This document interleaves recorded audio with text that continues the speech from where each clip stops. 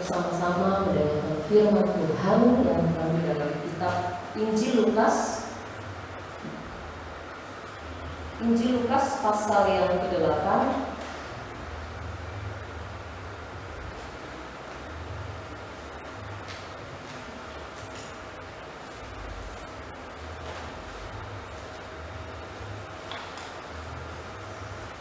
Injil Lukas pasal yang ke-8, kita membaca ayat yang ke-11 sampai ayat yang ke-15. Saya ayat yang ke-11 dan Bapak Ibu saudara sekalian ayat yang ke-12 saling berbalas-balasan sampai ayat yang ke-15. Beginilah firman Tuhan. Inilah arti perumpamaan itu. Benih itu ialah firman Allah. Yang jatuh di jalan itu ialah orang yang telah mendengarnya, kemudian dapat memutuskan mengambil dan turun dari dalam mereka, supaya mereka percaya kepada Tuhan. Yang jatuh di tanah yang berbatu-batu itu ialah orang yang setelah mendengar firman itu menerimanya dengan gembira, tetapi mereka itu tidak berakal. Mereka percaya sebentar saja dan dalam masa pencobaan mereka murtad. Yang jatuh ialah orang yang telah mendengar firman itu, dan dalam hubungan selanjutnya mereka terjepit oleh kekhawatiran dan kekayaan dan keimanan itu, sehingga mereka tidak menghasilkan buah yang mantap.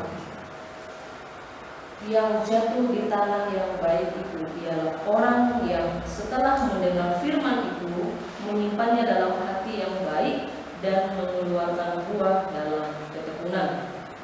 Puji nama Tuhan, berkatilah kita yang senantiasa membaca dan membaca firman Tuhan siang dan malam dalam kehidupan kita hari-hari. Tema kita saat ini adalah proses pertumbuhan. Saya yakin setiap kita sedang mengalami proses. Bapak Ibu, saudara-saudara Tuhan, bagi kita yang punya tanaman di halaman rumah atau di dalam rumah, pasti menginginkan pertumbuhan tanaman itu dengan baik. Tidak mungkin ya kita tanam, kita mengharapkan layu dan mati kan tidak. Dan bagi kita juga yang punya anak yang sedang dalam pertumbuhan, pasti menginginkan pertumbuhan dengan baik. Tidak mungkin kita mengharapkan anak kita sakit kan nggak mungkin ya. Pasti menginginkan pertumbuhannya dengan baik, menjadi anak yang baik, jadi anak yang pintar, takut akan Tuhan. Tapi semua itu tidak terjadi dalam sekejap. Otomatis semuanya membutuh proses hari demi hari, membutuhkan waktu yang lama supaya bisa melihat hasilnya. Nah, Bapak Ibu saudara-saudara Tuhan, begitu juga dalam kehidupan kita sebagai orang percaya, Tuhan mengharapkan pertumbuhan di dalam Dia. Di sini ada seorang tokoh yang bernama Max Lucado mengatakan, Tuhan mengasihi kita apa adanya, tetapi Dia tidak membiarkan kita seadanya. Dia akan mengubah kita menjadi seperti Kristus. Artinya kita harus berubah atau bertumbuh. Nah, Bapak Ibu saudara-saudari Tuhan, ayat yang telah kita bacakan tadi di sini adalah pengajaran Yesus ya, melalui sebuah perumpamaan seorang penabur, di situ ada judulnya. Dan ayat yang telah kita bacakan tadi di situ dikatakan bahwa benih itu yang ditabur itu adalah firman Tuhan. Benih itu adalah firman Tuhan dan tanah ya, adalah hati kita atau hidup kita. Itu adalah tanah. Bagaimana benih itu bisa bertumbuh tergantung tanah hati kita. Nah, Bapak Ibu saudara-saudari Tuhan, supaya pertumbuhan itu terjadi atau proses pertumbuhan itu berlangsung dengan baik, kita bisa melihatnya di ayat yang ke-15. Di ayat yang ke-15 saya akan membacakan, yang jatuh di tanah yang baik itu ialah orang yang setelah mendengar firman itu menyimpannya dalam hati yang baik dan mengeluarkan buah dalam ketekunan. Jadi yang pertama adalah mendengarkan firman. Itu ayat yang ke-15. Di dalam kita mendengarkan firman Tuhan artinya kita sedang mendengarkan perkataan Tuhan.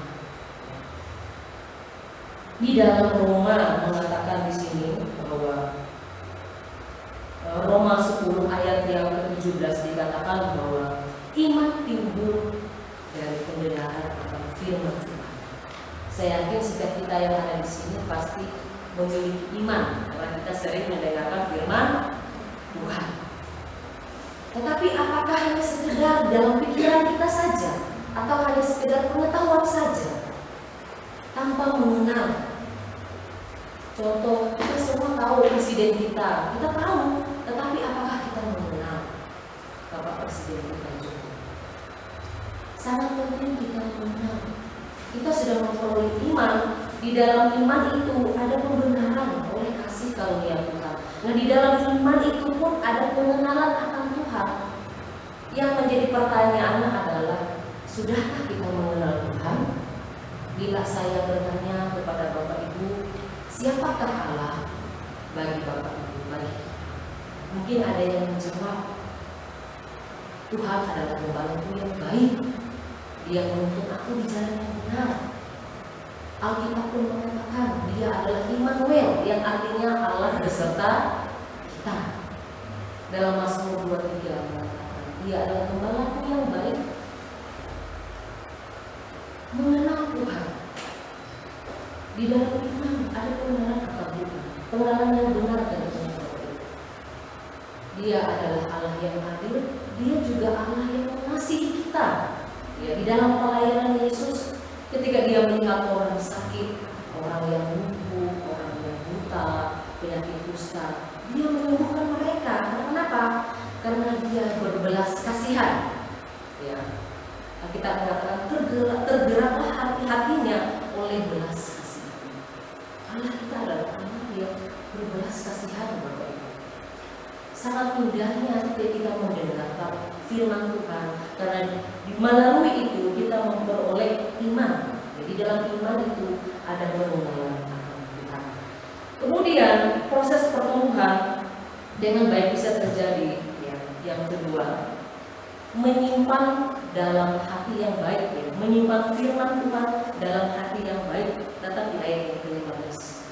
Menyimpan di dalam hati yang baik artinya di sini Bapak Ibu, kita semakin rindu untuk membangun hubungan secara pribadi dengan Tuhan.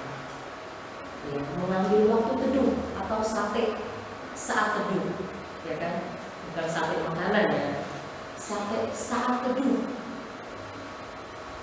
Waktu kita memelihara hubungan dengan Tuhan, tanaman pun perlu dipelihara, ya kan? Hidup kita pun perlu dipelihara, anak kita pun perlu dipelihara, hubungan kita dengan Tuhan pun juga perlu dipelihara. Mari kita membuka ayat firman Tuhan di dalam Lukas pasal 10. Lukas pasal 10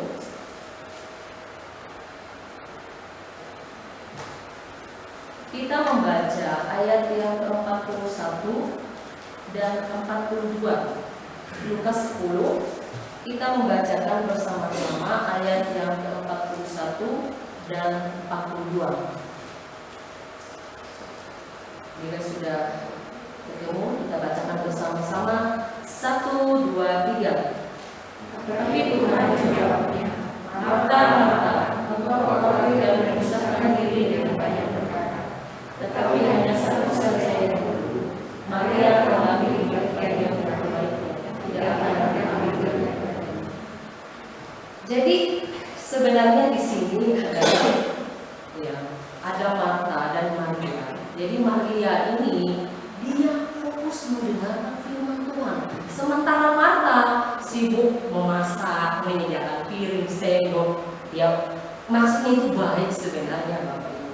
Tetapi ada yang lebih penting di hadapan Tuhan. Ya, tadi dikatakan bahwa Maria ini sudah memilih bagian yang terbaik. Artinya Bapak Ibu saudara kasih Tuhan, ketika kita mengambil waktu teduh, ketika mendengarkan firman Tuhan, ketika kita berdoa, membangun hubungan pribadi dengan Tuhan, itu adalah bagian yang terbaik di hadapan Tuhan. bagian yang terbaik di hadapan Tuhan. Artinya Tuhan itu senang. Ya, ketika kita pagi-pagi bangun tidur berdoa, membaca firman Tuhan, yang sedang berrelasi dengan Tuhan sebenarnya ketika membaca firman Tuhan, menyimak, ya, mencermati apa kata firman Tuhan. Kita berdoa, kita mengungkapkan isi hati kita kepada Tuhan, kita mengungkapkan kerinduan kita kepada Tuhan, apa yang menjadi pergumulan kita, apa yang menjadi kebutuhan kita, ungkapkan kepada Tuhan. Itu adalah waktu teduh. Bersaat teduh adalah bagian yang terbaik. Bagaimana dalam kehidupan kita? Apakah kita setiap hari sudah memberikan waktu teduh di hadapan Tuhan? Apakah kita sedang memelihara hubungan di hadapan Tuhan? Ya, di dalam menyimpan firman Tuhan dalam hati yang baik, disitulah, ya, kita sedang memelihara hubungan yang baik dengan Tuhan. Itu yang kedua. Kemudian di bagian yang terakhir, ya, kita sudah mendengarkan firman Tuhan, kemudian menyimpan firman itu di dalam hati yang baik. Kemudian yang ketiga, menghasilkan buah. Proses pertumbuhan akan berlangsung dengan baik ketika kita sudah mendengarkan, menyimpan dalam hati atau menyediakan waktu teduh. Kemudian yang ketiga, menghasilkan buah dalam ketekunan. Kalimat yang terakhir, dalam ketekunan. Artinya bahwa ketika kita sudah melakukan yang pertama, kemudian yang kedua tadi dengan tekun, maka kita akan menghasilkan buah atau mengeluarkan buah. Di sini artinya bahwa tanpa disadari kita sedang menuju yang namanya keserupaan dengan Kristus. Tuhan katakan, kuduslah kamu sebab aku kudus. Tuhan menginginkan kita semakin kudus. Ada hidup yang berintegritas, ya, hidup dalam kebenaran. Kemudian kita hidup dalam cinta damai, dan hidup kita senantiasa dipimpin oleh Roh Kudus. Ketika kita dipimpin oleh Roh Kudus, otomatis kita akan menghasilkan buah roh. Ya, buah roh itu terdapat dalam Galatia 5 ayat yang ke-22, ya, 22 di situ. Di situ berbicara tentang kita yang dipimpin oleh Roh, maka kita akan hidup dalam buah roh, yaitu ada kasih, ada sukacita, ada kesabaran, ada kemurahan, ada kebaikan, ada kesetiaan dalam hidup kita, setia dalam melayani Tuhan, setia dalam mengikuti Tuhan. Hubungan kita dalam keluarga pun juga perlu setia, baik suami maupun istri, bahkan setia juga dengan anak, merawat anak dengan baik. Kemudian ada penguasaan diri di dalam hidup kita. Penguasaan diri, kita terus hidup dalam kebenaran firman Tuhan. Mazmur pun mengatakan, dalam hatiku aku menyimpan janjimu supaya aku tidak berdosa terhadap engkau. Itulah yang terjadi dalam kehidupan kita, Bapak.